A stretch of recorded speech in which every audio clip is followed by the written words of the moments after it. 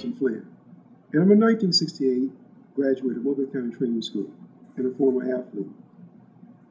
In cooperation with the United States Sports Academy, we're in the process of capturing the history of black sports in Mobile, that unsung and untold story of so many great athletes who, because of circumstances and situations, were not afforded the opportunity to go on to the pros or to college. This particular program will cover from 1950 to 1980. We will talk about a lot of barriers and challenges, but also some exciting and interesting things that many do not know about black sports in Mobile.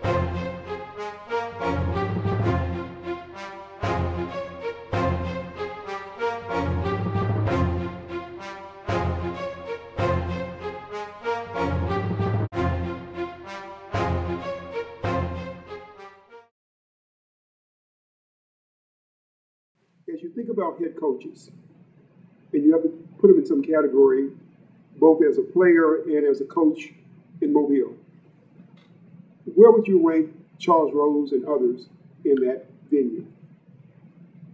Well, I might be prejudiced, so I might not give a good, valid answer, but I'll rank him number one. He was, in my opinion, and that's what you're asking for. He was the most organized, outstanding football coach that I have ever had the opportunity to work on his staff, be around him and all. And he was head and shoulders above all the other coaches that I have worked with and been around and associated with.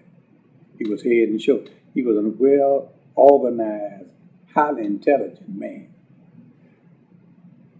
There's not too many coaches that can teach government and all of the subjects that he taught, and still have the time to be an outstanding coach.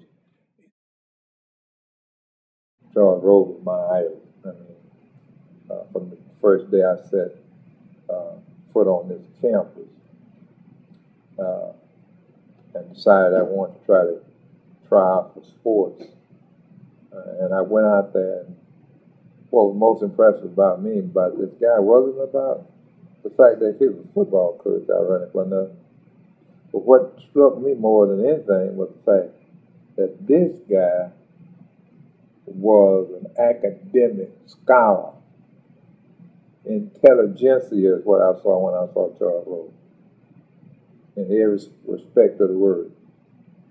And I said to myself that if this guy can coach football and then teach the courses he's teaching, teach it the way he teaches, the mannerism that he had, and I used to kid him. I said, look, coach, I said, when you get ready to speak to an audience, you get that professional air about you that you don't always have when you're around the boys. He said, yes, sometimes you have to put on your best effort when you're presenting yourself to the public. And he was very articulate.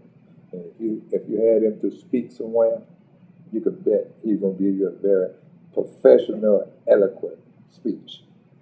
And he had it clear the throat. He come at you with some very eloquent dialogue when he talked to you. Coach Rose, Coach Harden, Coach Clark, Coach Chapman, all these guys, I mean, they were coaches, but they were even better teachers than they were coaches. Yeah. Coach Rose, you took one of Coach Rose's class, I mean, it was a college course, you know. and he demanded the same type of excellence in his classroom that he did, if you're an athlete. Coach Clark taught me chemistry, and I mean, he was a good instructor. Coach Harden was a physical education instructor, but Coach Harden, everything that he did was organized, it was laid out. He prepared you for it, and the same discipline he required from you on the baseball team, football team, he required you that, when you came to his class. Coach Rose was one of the smartest instructors I've seen in a long time. He was strictly academic. He was a no-nonsense man. Matter of fact, he had an offer at Tuskegee to be the track coach, track and field coach. And he turned it down. I think he had his master's degree and had a AA. And he was a smart man. And also, Curtis Harden was very smart. He stayed on the dean list at Tuskegee the whole 4 years he was there. Bill Clark was the same. And you had to have a grade point average of 2.0.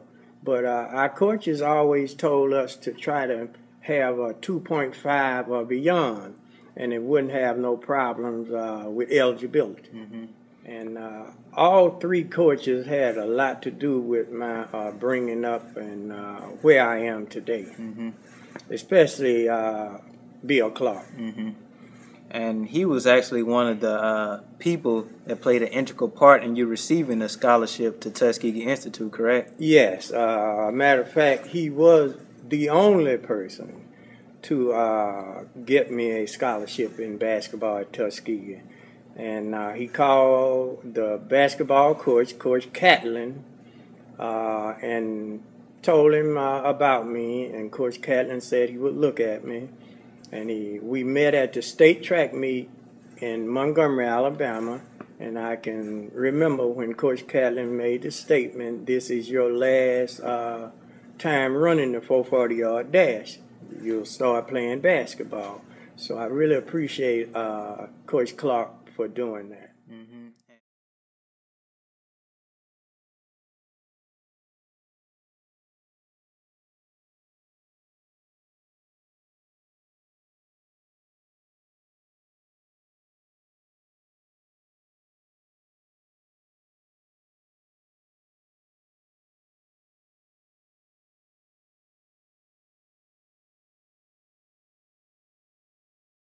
In 1959, my first job and the highlight of my coaching career was at Mobile County Training School.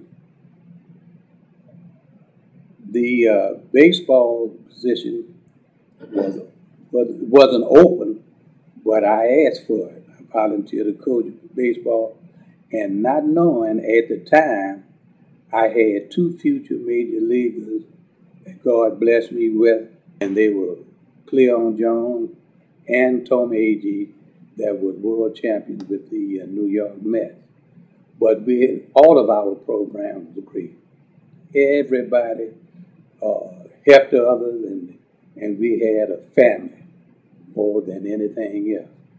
And when one team lost, we all lost. When one team won, we all took pride in that. We won together.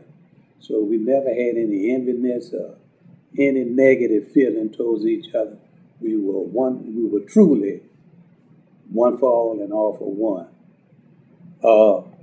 Again, Cleon Jones and Tom Agee was on that team, and we just had outstanding athletes year in and year out. Both of you guys had an opportunity to play on some successful teams. Share with us some of the things, some of your greatest memories about that and accomplishments from playing on those great teams. Well, first of all, the guys that I played with back at that time, like Anderson Flynn, Edward Allen, Collis James, George Sylvester, Norman Hill, Ray Rigsby. All of us has kind of been together for a little while, but that particular year, it was just something different about the whole atmosphere with us when we got out there and started playing. And basically, Cleon and AG and a couple of others had come out and worked out with us that year. And it was more of a different atmosphere at that time with us that year.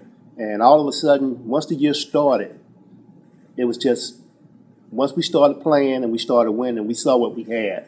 And to us, at that time, it just was no losing anywhere. Everything we did, we tried to perfect ourselves. And to me, that was probably one of the better baseball teams that I had ever played with prior to all my other times playing baseball. And I mean, I had played with some good teams here at County even when I was in 8th grade. Johnny Flynn, James Hope, Larry Kim, Buford, and James Bennett. It was just a big difference, and even as good as those guys were, it was an inspiration for us to improve ourselves, and we just got better. And to me, it was a lot of hard work put in, and with Coach Harden, everything we practiced and practiced and practiced, and he went over things detailed, and we just kind of sucked it up and brought it all together. And that first year, my junior year, it was just one of those years that, with the pitching staff that we had, we were just untouchable. Well, and I would take you back in as a sophomore. Again, the good part about us, we had a full sophomore team, a full junior team, and a full senior team that role models were set in place. So I followed you, Anderson, throughout in every position that you played, and we were patient enough to wait our turn, but at the same time, those ahead of us have always been patient enough to share because they expected that success to continue. As a sophomore, I guess the good part, in my 3 years of baseball, we lost one game. We tied one game. I'm sorry, we didn't lose any game. We never lost a game.